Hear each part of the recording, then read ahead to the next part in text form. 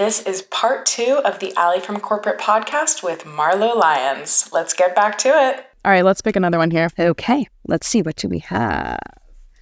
Here you go. Okay.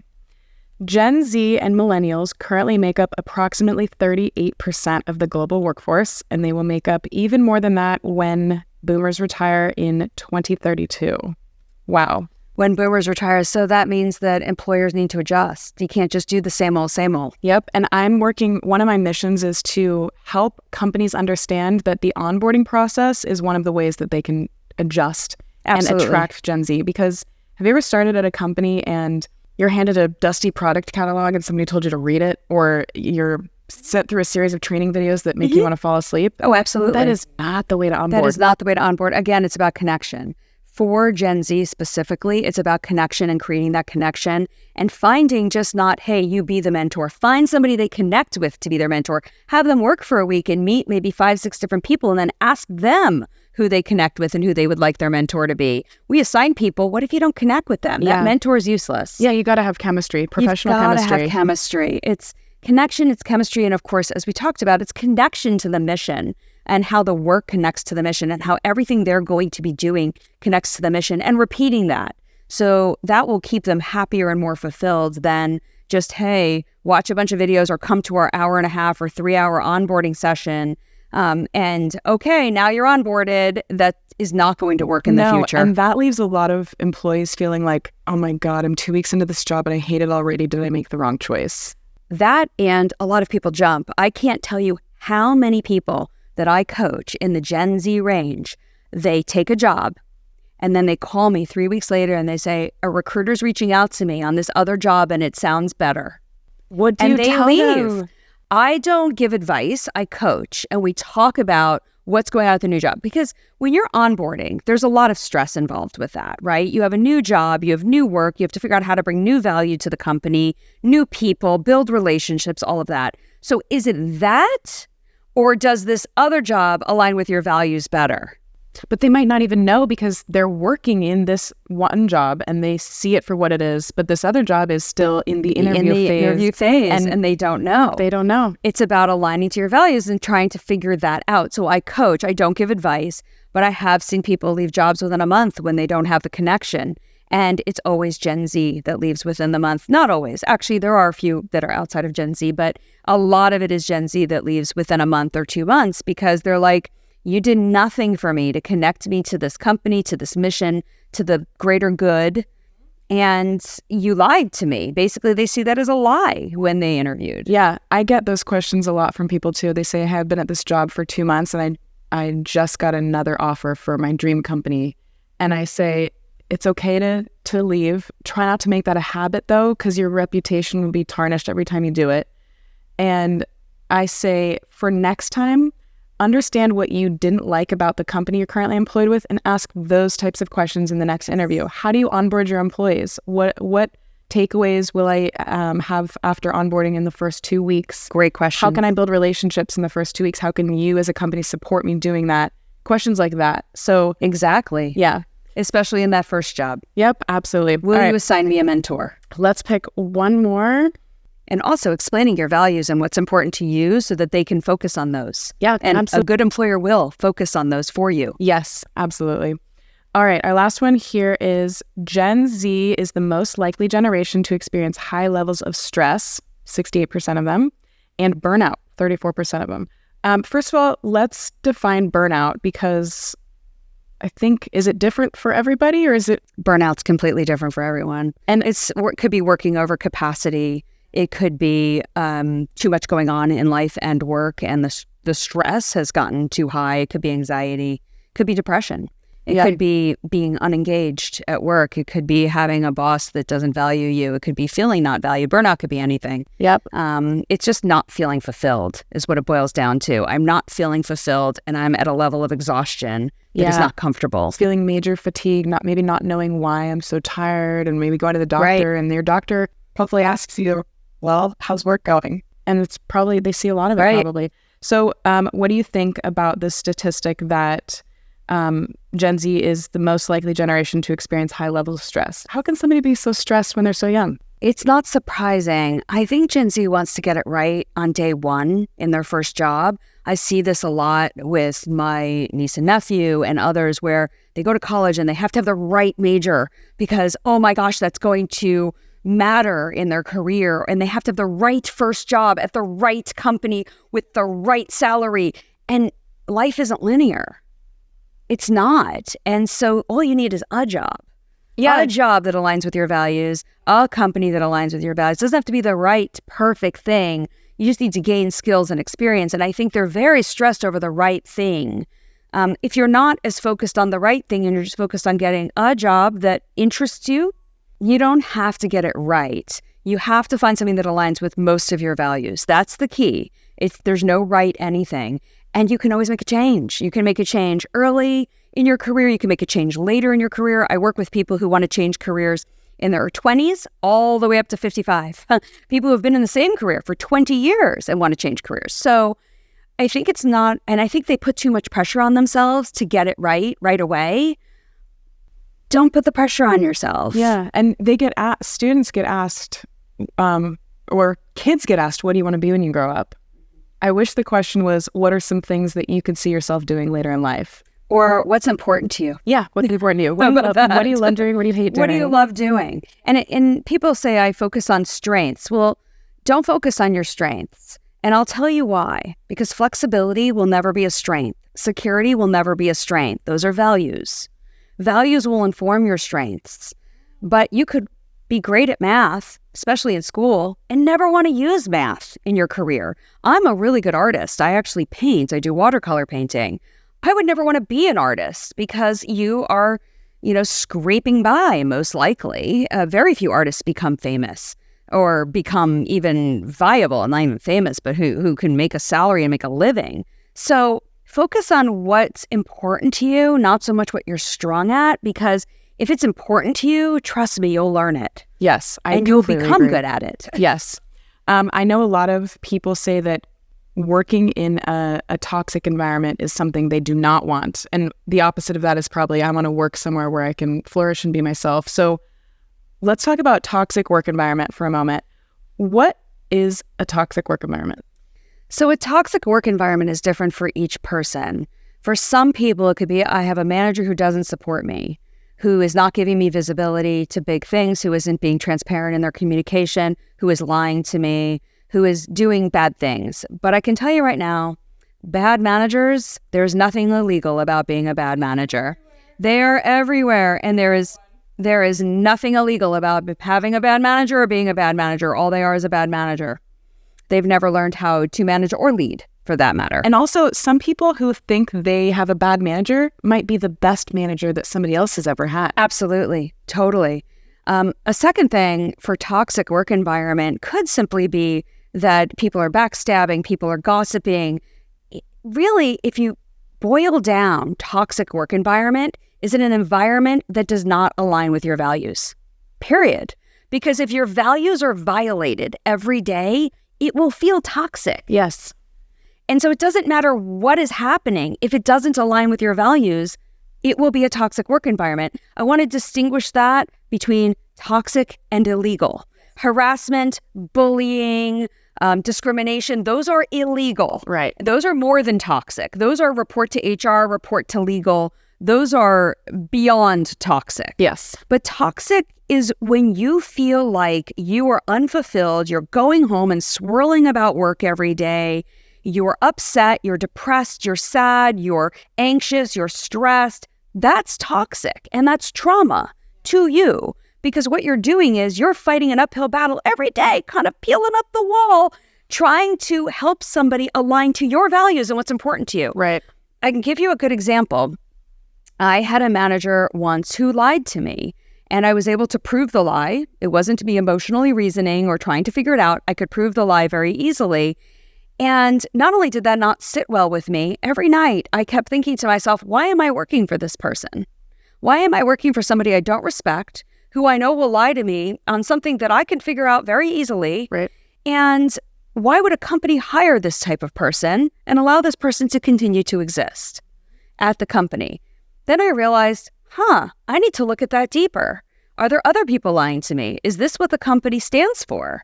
And I had to figure out that this was not going to work for me long term.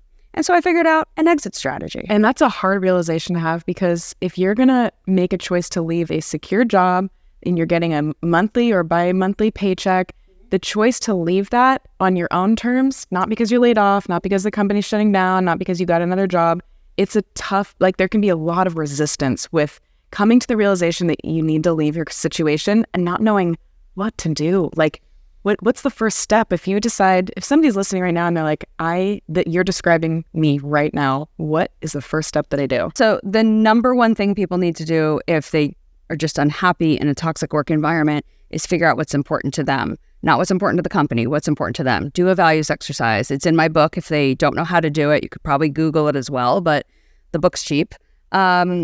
So figure out your values and then rank them, meaning, 5, this value is honored every day in my job. 1, this value is never honored in my job. And that will be eye-opening. Every time I do that exercise with any client, they're like, oh, that's why I'm so unhappy. Oh, that's why I feel unfulfilled. Oh, that's why I'm unengaged. So if you do the values exercise, that's step 1. Then figure out, can I improve? Can I do anything? Because you can only control yourself and your reactions. You can't control anybody else. So what can I do to make these values above a 3, right? To have them be honored, right? Above a 3 in the ranking. And if I can get them at least to a 4, I will feel better. And if I can't, then it's time, it might be time to go, right? Then it's time to look at other options. People don't leave jobs because they are fearful of, I won't be able to make enough money somewhere else. I won't be able to do what I'm doing somewhere else. I won't get the same salary or the same title or the same this or the same that. And without looking, you'll never know. I can tell you, when I moved from being a lawyer, I was an entertainment lawyer, and I moved into HR, I got a bump in salary, almost $100,000. So yes, you can make big changes. You would think a lawyer would get paid a lot more. Nope. I took a huge bump up in salary because I moved into the tech industry. Wow. So self-awareness. So I think you're talking a lot about self-awareness, being able to put your values and your reality down on paper and really look at it and understand, like, no, I don't need to be in denial. Things are not going well. Let me quantify this and figure out how I can improve it. And if I can't, having that realization that it's okay to leave and there are other things out there and it will be okay.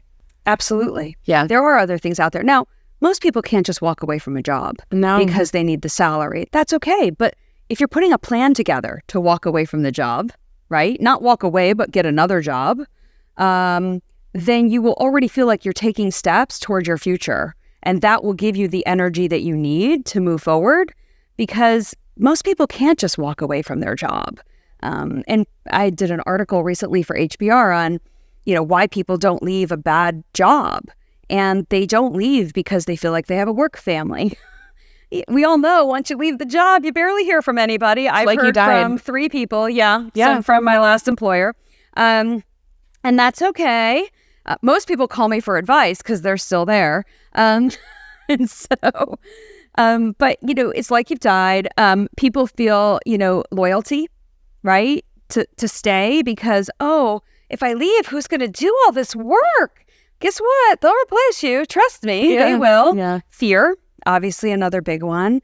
And, equity, of course. People stay if they have equity and they're waiting for it to vest. And that's fair. I understand that. But really do the math on that, because after taxes and if you're, purchasing your options or whatever else, you got to figure out how much you're actually going to see. And also, if you are burnt out and you're starting to go to the doctor for heart palpitations or stress or panic attacks and you need to be medicated, think about how expensive that is compared to the equity you'd be leaving. I mean, is that worth it? That could be a long-term impact to your overall health. And you can destroy family and friendship relationships. Absolutely. I had a startup job once. This was probably in 2013.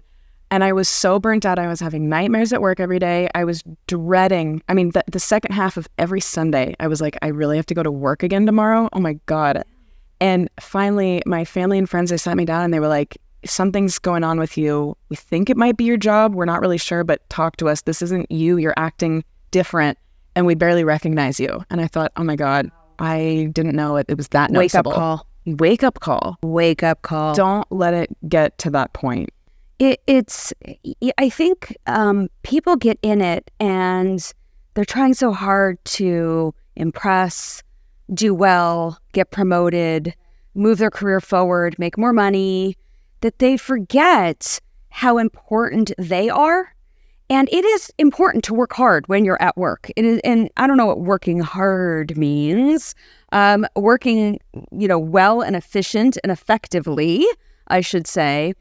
But it is also important to make sure you take care of you. It's kind of like the old thing that they say, hey, put your life vest on before the one on your kid, or put your oxygen mask on before the one on your kid. If you don't take care of yourself, how are you going to be able to perform exceptionally well for your company? Yes, you can't pour from an empty cup. No, you can't. Yes, and I love that. And I think you and I were talking a little bit before we started filming. You were saying that this younger generation, they put themselves first more so than any other generation has before. And it was kind of a faux pas to put yourself first when you were growing up, right? It was not good to put yourself first when I was growing up. Very selfish. I am a big fan of Peloton. And I love that. Ben Aldis always says self-care is never selfish. He says this during the stretching time. And it forces me to stretch because at my age, I need to stretch. And I do my workout and I always put on that also. And I remember self-care is never selfish. And I love it because it's not. It's not selfish, but I didn't have self-care when I was growing up. Self-care was selfish. You didn't take time for yourself. You were too busy helping everybody else do every other thing. And that is who I became, was a pleaser, a people pleaser, and trying to make sure everybody else was okay. And then I was trying to make my husband was okay, and my kids were okay, and my family was okay, and everybody's okay. And you put yourself last every time.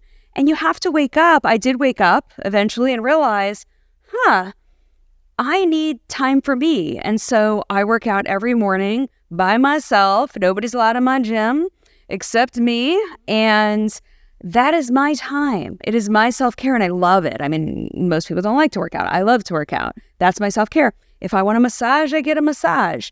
If I want to go for a walk, I go for a walk. Self-care is different for each person. Self-care can be a walk. It could be a massage. It could be something free. Like, it doesn't have to be expensive. Yeah. Self-care could just be time alone. Yeah. There are times I tell my husband, hey, can you take the kids out today? I need some time in the house alone. Right. That's self-care. Yeah, I love that. For me lately, self-care, I've been noticing I can do through social media, and it's being vulnerable on camera.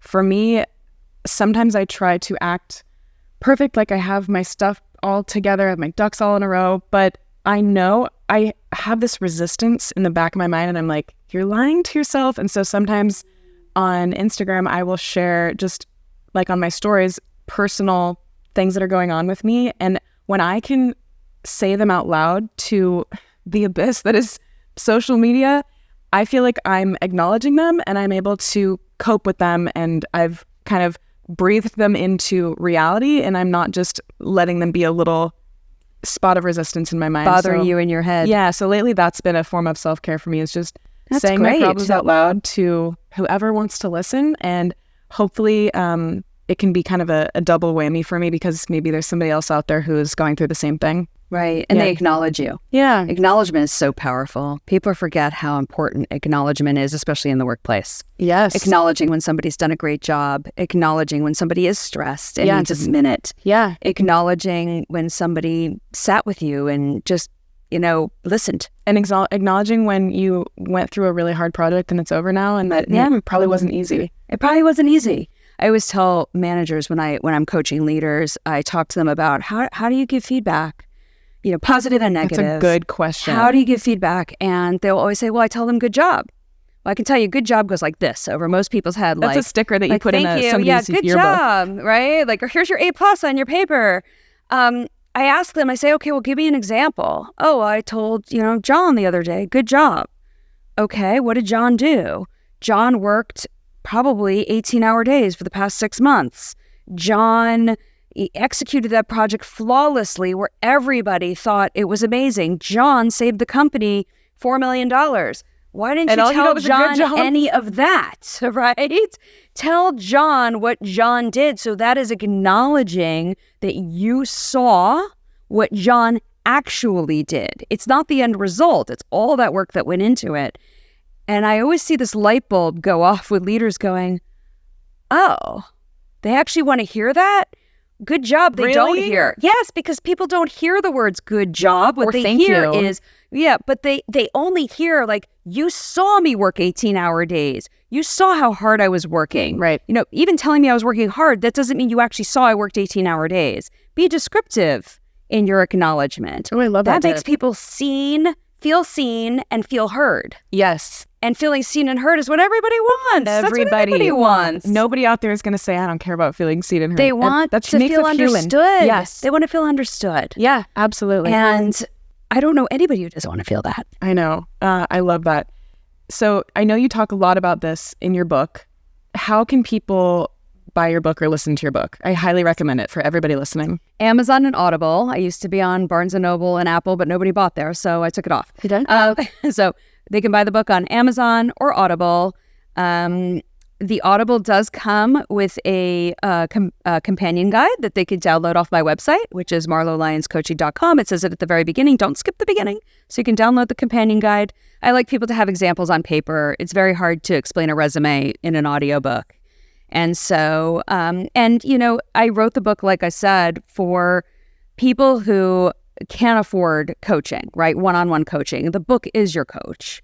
And so if they have a guide, like a book that is their coach, and they can hold themselves accountable, they can do it all for $15.95, which is a fraction of what private coaching is. Yes. And your book wasn't just theoretical. It was actionable steps you can take to achieve X, Y, and Z. I loved that about your book. Because usually you read about this stuff and you're like, yeah, but what does that actually mean? You know, and how do I do it? And how do I do it? How do I do it? What's the first step? What does it look like when it's done? Right. But you give actual step by step by step. And examples, which is critical. And I have a video series coming out that will even take you through it on video, which is going to be even better because people who are visual, it will be a lot easier for them, and they can pause the video and then do each exercise. And I even say, pause the video. So yeah, and they'll be able to do it. So, and the steps are very clear on how to transition careers, how to find your dream job. Yep. And it's all about aligning your values and then looking at all your skills and capabilities through the lens of that new career. Yeah, you really have people drill down. Like,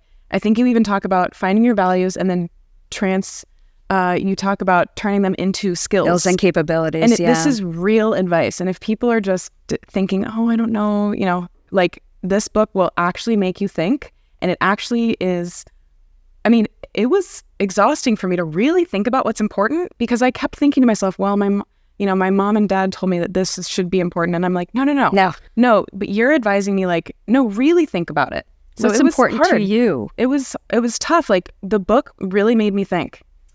It's supposed to make you, if you're not very self-aware, it will make you self-aware. If you are self-aware, it will help you drill down further. This is not therapy. This is coaching. Yep. So it's a little bit different. But you take your values and you define them like we did earlier. So you define your values, then you translate them into skills and capabilities. A skill is what you already have, right? A capability is what you can do. And maybe you haven't done it yet, but you're capable of doing it. So you translate it into skills and capabilities, and then you go search the world at every single job that exists on the planet. Mm-hmm. To try to figure out what jobs align with your values, skills, and capabilities. And I give a very structured way to do that because that could take years otherwise. Yeah. That is the hardest homework, I will say, of the entire book. Every client I have when I do private coaching, the searching the world for the job that is going to resonate with them and fulfill them is the hardest homework. It's overwhelming. It doesn't matter what level either. I work with C-suite all the way down to, I don't want to say down to, C-suite teachers, C-suite psychologists, C-suite, not that there's a comparison between the two, but it doesn't matter what level you're at, doesn't matter where you are in your career, doesn't matter if you're 2 years out of college or 20 years, doesn't matter if you're, working at a grocery store and you want to do something different, or you're in the C-suite and you want to do something different. It is the hardest homework to actually sit there and say, does this resonate with me? And to dream. Do you know how hard it is to dream? Yeah, you just asked me what my end game was when we were off camera, and I'm like, did. oh, I don't know. It is hard to dream because we have limiting beliefs in our brain. And until you get rid of the limiting beliefs, you can't dream. So when you're looking at all these careers, trying to figure out what you want to do, the only thing you're thinking about is, that's interesting. Not, that's interesting. I'd have to go back to school. Forget it. That's interesting. I have never done that before. Forget it. Right. That's sounds interesting. hard. I could never do that. Right. Right. It's just, that's interesting. And if that allows you to really dream of all the possibilities that are out there, and then from there, you have to talk to people. Because we both know being a lawyer on TV, very different than being a lawyer in reality. You must talk to people in the field. I had somebody not long ago who said to me, I want to go into behavioral science. I am 100% sure. I researched it. I know everything there is to know about behavioral science. I said, okay, we need to find somebody for you to talk to. Unfortunately, I don't know anybody. So no, I'm 100% sure. No, we're going to find somebody for you to talk to. Good. So we did. We found somebody for her to talk to. And sure enough, the next sentence was, I never want to go into behavioral science because it is never what you think it is on paper. Never. And a job description doesn't do the job justice. It's not going to be like that. Not even close. And so you have to talk to people and understand what exactly is this, and then go back to your values and say, okay, what I learned, does this align with my values or doesn't it? Right? Is it still interesting? By the time they get through that, everybody knows what they want to do. Every single person knows what they want to do. Then it's a matter of tailoring your resume through the lens of the new job, having the right messaging, using all your skills and capabilities to do something different. So I've had teachers who become program managers at tech companies. I've had people who are in technology who move into something completely different. I don't want to give away everybody I've worked with, but people move into all sorts of things. It's really interesting to watch what they come up with. Mm-hmm. Somebody recently went into becoming a chaplain, was a psychologist, went into becoming a chaplain, and is going back to school. It's fascinating what people are going into and finding their passion and finding what will fulfill them and finding life. What are the types of thank yous that you get after somebody transitions? What would somebody say to you? I mean, are they like, you changed my life? I get it all the time. I cry when I get I have testimonials on my website, but I cry every time I get one. And I just feel like this is the next step in your life. But remember, life isn't linear. And you'll be able to use these tools when you go, this isn't resonating with me anymore, right? Life is long now, right? People are living to 100. So you may do multiple things over the years, or you may keep iterating on it. Even my own career, I've iterated on over and over and over again. And so, but they feel so fulfilled. They feel like they found an answer. They don't feel lost anymore. There's no more swirl. That's priceless. And yes, and they just feel like, oh, somebody understood me and somebody helped me get there. It's like I'm walking alongside somebody. I always say it's a partnership. Coaching is a partnership. It's about getting you where you want to be, and I'm your partner in that. I'm not your coach. I'm your partner. I love that. Wow, that's powerful.